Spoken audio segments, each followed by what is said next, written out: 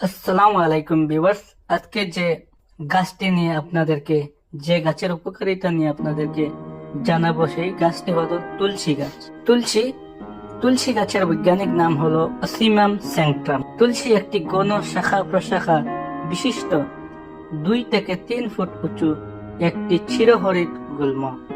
এর মূল কাণ্ড কাস্টল পাতা 2 থেকে 4 সেন্টিমিটার লম্বা হয়। পাতার কিনারা খাঁজ কাটা শাখা প্রশাখার অগ্রভাগ হতে 5টি পুষ্পদণ্ড বের হয় ও প্রতিটি পুষ্পদণ্ডের চারিদিকে ছাতার আকৃতিতে 10 থেকে 12টি স্তরে ফুল থাকে।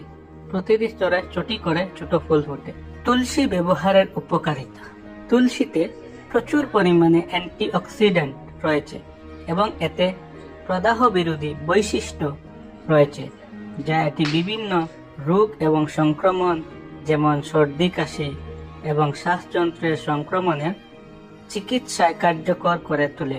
এটি রোগ প্রতিরোধ ক্ষমতা বাড়ায়, হজম শক্তি বাড়ায় এবং মানসিক চাপ কমায়। তুলসী একটি দুর্দান্ত অনেক্রমতা বৃদ্ধিকারী, ভিটামিন সি এবং জিঙ্ক সমৃদ্ধ একটি সুস্থ ইমিউন সিস্টেমের জন্য অপরিহার্য। এতে রয়েছে অ্যান্টি ইনফ্লেমেটরি, অ্যান্টিব্যাকটেরিয়াল এবং অ্যান্টিফাঙ্গাল বৈশিষ্ট্য, যা সংক্রমণকে দূরে রাখে এবং আপনাকে শক্তিশালী ও সুস্থ রাখে।